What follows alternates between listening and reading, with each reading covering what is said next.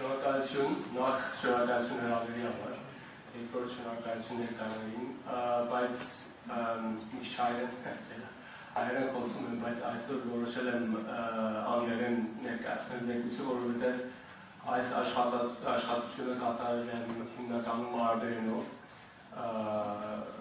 զեկի ինտերվյուները և դատան հավաքել ենք արաբերենով և հրատարակել եմ անգլերենով, դրա համար կներեք հաջորդին ավելի պատրաստված կգամ։ Okay, so war, we're going to talk about war, how ugly it is, and we're going to focus on displacement. This is a depiction of an Armenian painter of war and revolution. It's ugly, it's promising, it can fail more likely than succeed. It can bring down people, systems, and it can create new ones. But war is also about displacement. Most wars are stories of displacement. And displacement has many faces. And I think for many conflicts in the Middle East, but also in the Caucasus, it's important to distinguish between different shades and different forms of displacement. Essentially, we first imagine displacement as a result of war, and that's true. And if we go and delve into the Syrian case, which is going to be the main case that I built my thesis on, and then I'm going to make few parallels with the Artsakh and Gaza conflict. But let's first understand displacement and the distinction between displacement as a result of war and forced transfer, which is one form of displacement. It is a war crime, as we just heard from the previous speaker. It is punishable by the ICC. It is a generational trauma. I was displaced from Armenia because of the war, because of the collapse of the Soviet Union.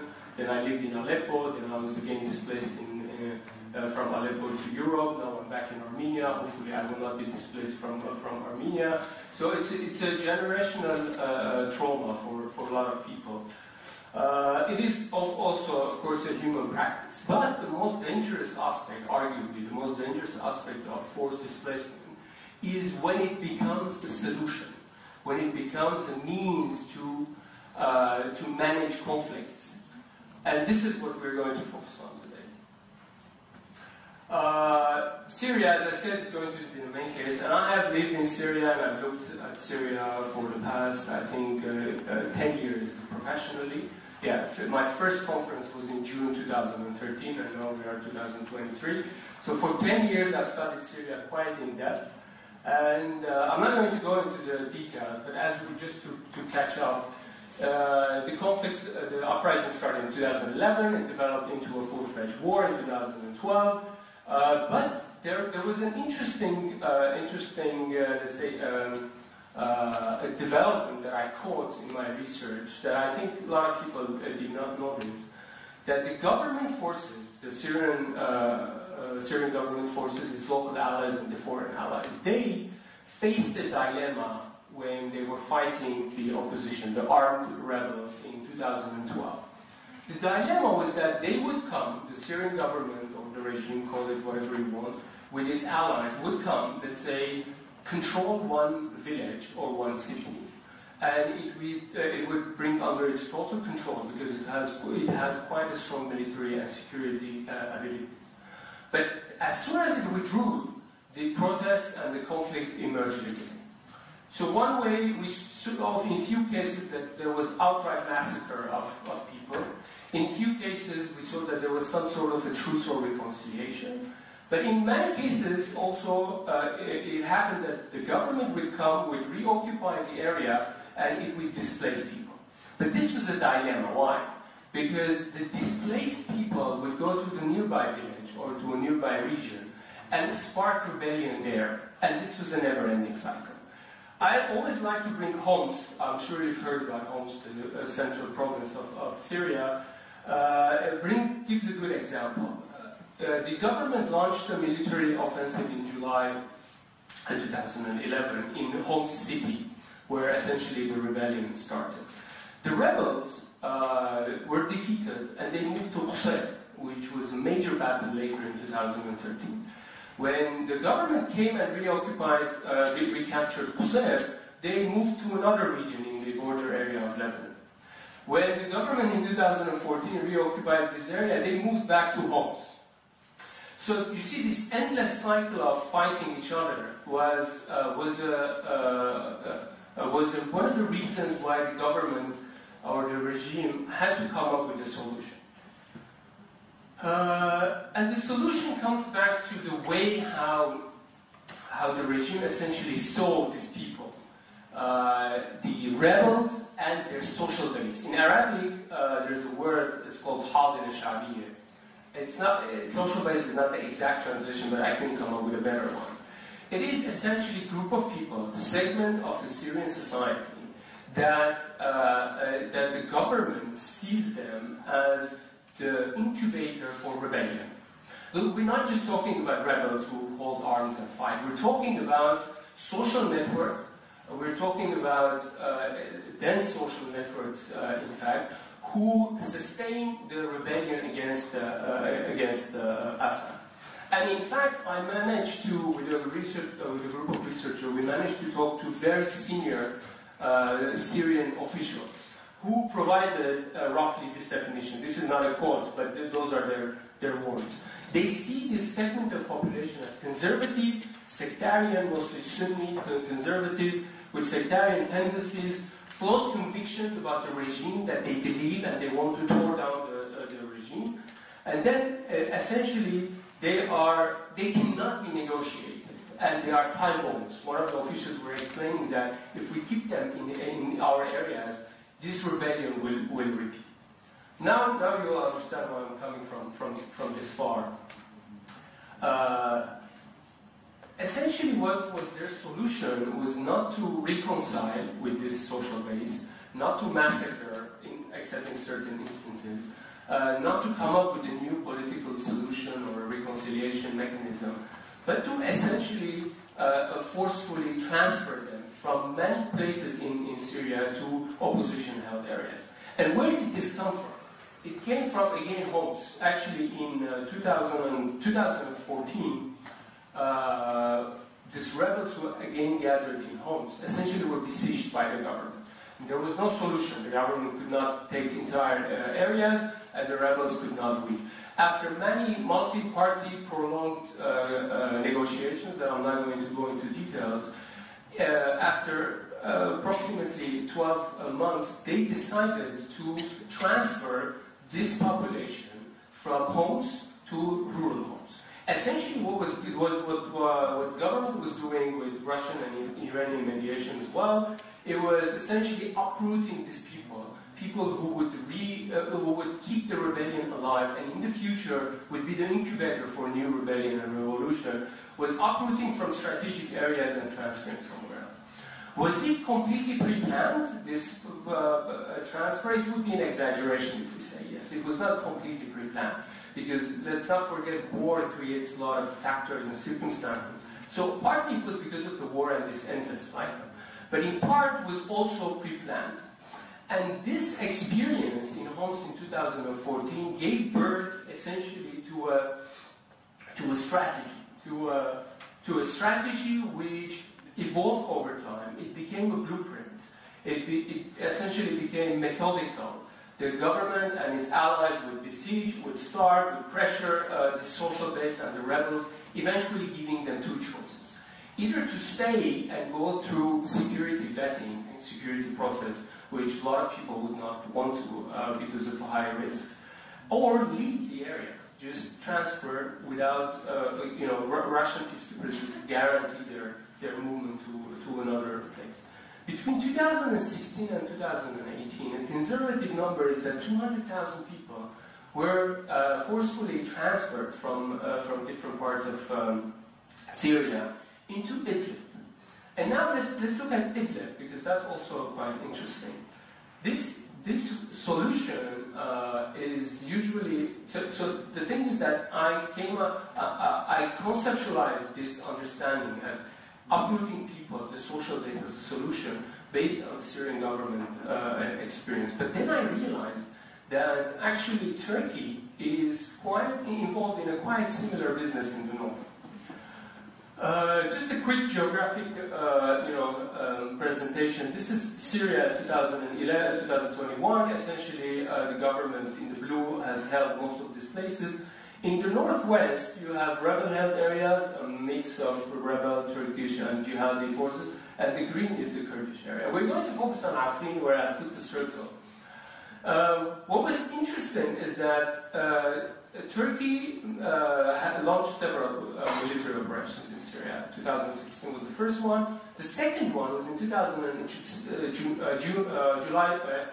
January 2018, when it took Afrin. Afrin in the northeast and the northwest is a historically Kurdish area. And they launched the operation with the opposition. They captured Afrin, and they displaced roughly half the population, at least some 150,000 Kurds. They displaced it from that circle into other green areas. But guess who replaced these displaced people in Afrin? Those who were displaced from around Damascus by the Syrian government were essentially given homes in Afrin. So the social base that was threatening for President Assad, it became a leverage for Turkey against the Kurds in its border areas. So this is this is a picture of a camp, a settlement, a compound that was built by NGOs supported by Turkey and vetted by Turkey in Afrin, in areas which essentially Kurds lived before, but this was populated by IDPs, Arab, mostly conservative Sunni IDPs coming from around Damascus. So essentially, just to recap, it's one agenda feeding into another, one population transfer feeding into another. And here, what's fascinating is that Assad and the government, obviously, they never really admit to forcefully transferring people.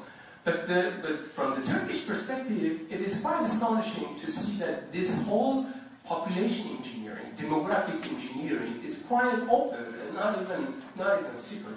This is a news from a Turkish website where they praise that a Kuwaiti funder has funded this compound, and it is essentially a symbol of demographic engineering.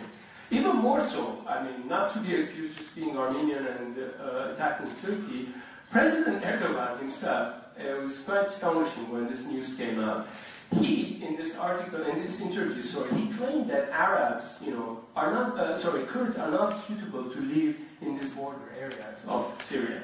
He's pointing to the border areas of Syria and arguing in this interview that, those are desert areas, although it's not entirely true, actually.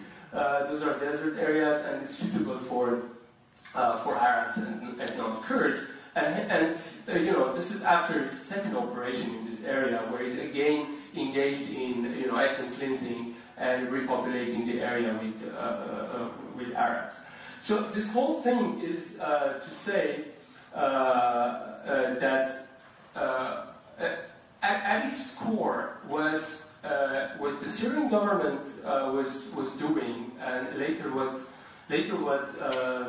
Turkey had done, was essentially turning population transfer into a solution. Uprooting Kurds from Afrin and repopulating with Arab populations, creating a new reality that will secure the Turkish border. Uprooting people from around Damascus and sending them to Idlib essentially made President Assad to curb rebellion and secure its power. But now you might be wondering why I'm talking about Syria and Turkey. That's because those cases help me also to understand what happened in Artsakh. I will skip that because of no time. In Artsakh and actually Gaza. You will be forgiven to say that the conflicts are very different, and indeed they are very different. And I just want to make clear that I am not comparing Syria or Afrin to Artsakh or Palestine, Gaza. But let's contemplate together about the rationale of forced population transfers and ethnic cleansing in those all areas. If we take, for instance, the Artsakh case, I have heard from good friends who helped me in this research, the survey, to in corridors and in some conferences, Azerbaijanis would say no Armenians, no problems. It's very similar to what you would hear from Syrian officials talking about Damascus. No conservative Sunni population, you essentially don't have rebellion. Not now, not later, not in the future. And even if you look at the tactics that Azerbaijan used to essentially end or displace Armenians from Artsakh, I don't have a proof, but I would even suspect that they benefited from the Syrian example. Besiege, terror, cut gas, cut electricity, launched military operations, etc. There's one fundamental thing, I know I might be a bit over my time, but I need to say this very important. There's something fundamental in all these cases, is that perpetrator never says that, you cannot come back. Syrians say, you are very welcome, you can come back to Damascus. Azeris say, if you want, come and become a citizen of Azerbaijan. But that is not true. As we heard in the previous presentation, that is actually not true. They create conditions which are almost impossible for this social base, whether it's Armenians or the conservative Sunnis or the Kurds, to essentially safely return to their area. But also in this whole thing, there are geopolitical dimensions which I didn't have time to talk, but we can discuss it later. I want to make one quick reference also to Gaza.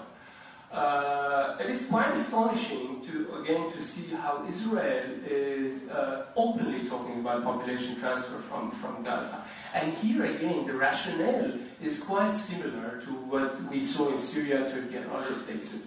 Is that if you keep the Palestinians there, if you keep Hamas and its social base there, the rebellion will emerge again. And as a matter of fact, there's intelligence directorate in Israel. They made a report which was secret and became open, detailing exactly the same rationale that we're talking about, explaining that if Palestinians would stay in Gaza, we would face rebellion again. And they were proposing transfers and etc. And I conclude with a note that actually Avigdor Lieberman, even when talking about this issue, made reference to Karabas case with an Azeri news, essentially praising the ethnic cleansing and hoping to repeat that. Thank you for listening, and happy to answer any questions in Armenian or English or Arabic.